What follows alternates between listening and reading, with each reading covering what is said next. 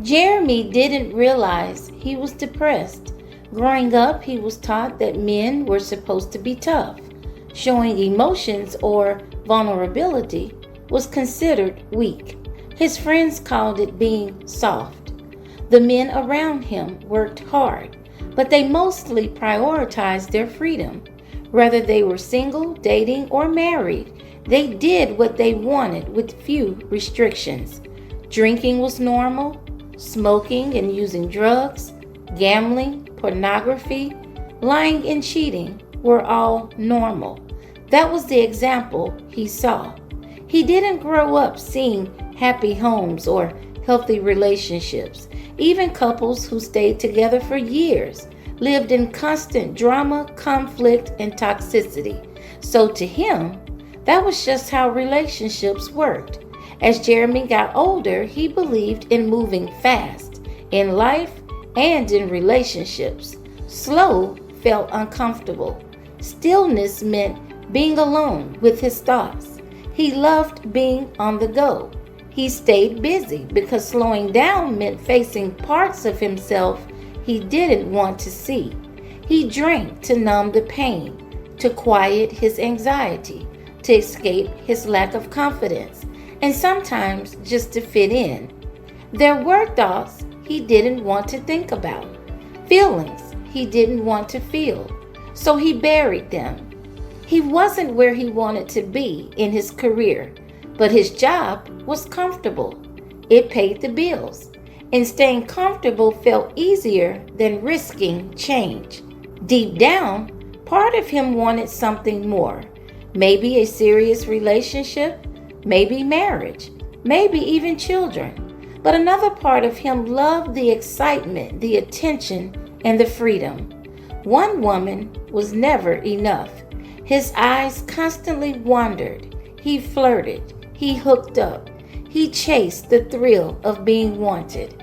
People around him called him wild, crazy, the life of the party. They cheered him on when he was being reckless. He thought they were laughing with him, when many times they were also laughing at him.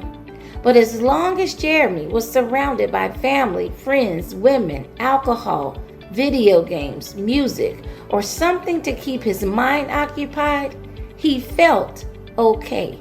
Or at least he thought he did. Because when everything got quiet, he felt lost, confused, disconnected from himself. For as long as he could remember, he carried the belief that he wasn't enough, not talented enough, not smart enough, not athletic enough, not attractive enough. He constantly compared himself to other people.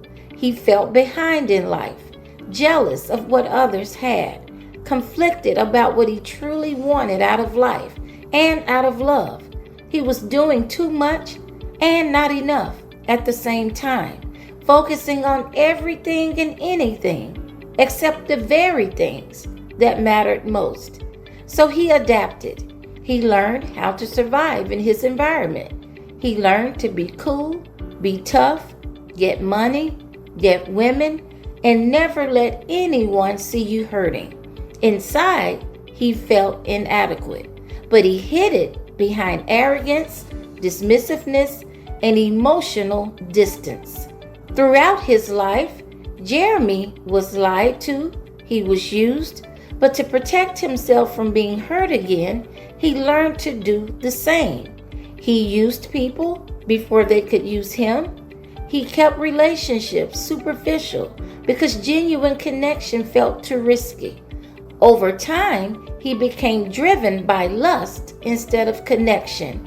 He learned how to manipulate, charm, and gain women's trust to get what he wanted, whether it was attention, sex, or companionship.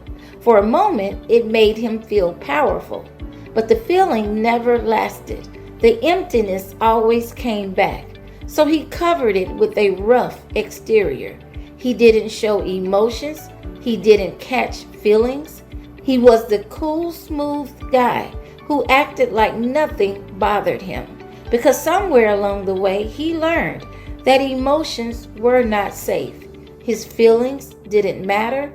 And needing people meant giving them power. Feelings came with expectations, responsibility, and the possibility of rejection. So instead, he convinced himself it was easier to just keep everything casual, to keep things light, to never let anyone get too close. What he didn't realize was that avoiding pain does not heal it. Numbing your emotions does not make them disappear. Escaping through alcohol, sex, pornography, gambling, work distractions, or constant busyness only delays the healing that needs to happen. Sooner or later, the pain finds another way to show up. It shows up as anxiety, depression, anger, emotional numbness, broken trust, unhealthy relationships, poor decisions, a lack of purpose, and a life that looks full on the outside but feels empty on the inside. So understand that negative coping may bring temporary relief, but it also keeps you emotionally stuck.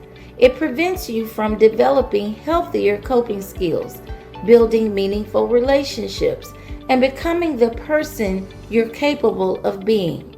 Healing begins when you stop running from yourself, when you're willing to face your pain instead of escaping it. Because the goal isn't to numb your emotions, it's to understand them, process them, and grow through them. That's where real freedom and peace begins. Thanks for listening, and I'll see you in another video.